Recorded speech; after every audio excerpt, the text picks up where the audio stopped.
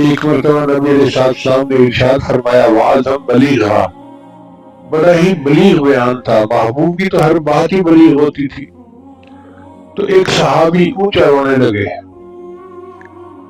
تو نبی علیہ السلام نے فرمایا کہ اس کا رونا اللہ کو اتنا پسند آیا کہ اس کے رونے کی وجہ سے اللہ نے محفل کے سب لوگوں کی مغفرت فرما دی۔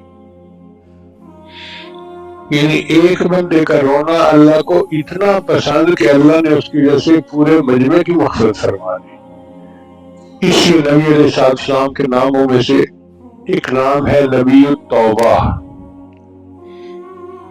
یہ نام کیوں رکھا گیا؟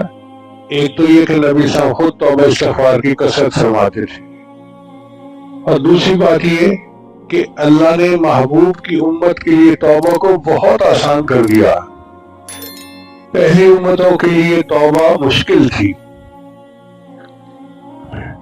بنی اسرائیل کو تو اللہ فرماتے تھے کہ تم اپنے آپ کو زخمی کرو اور خون نکالو تو تمہاری توبہ کو مانا جائے گا، اور اس امت کے لیے اللہ نے کوئی شرط نہیں رکھی، حتیٰ کہ زبان سے توبہ کے الفاظ کہنا بھی شرط نہیں رکھی۔ نبی صاحب نے فرمایا الندم توبۃ، دل کی ندامت کا نام توبہ ہے۔ جب کوئی بندہ اپنے دل میں نادم ہو جاتا ہے، یار میں نے فلاں کام برا کیا، مجھے نہیں کرنا چاہیے تھا، یار مجھ سے غلطی ہوئی، میں آئندہ ایسا نہیں کروں گا، جب بندہ دل میں افسوس کرتا ہے نا تو اسی کا نام توبہ ہے۔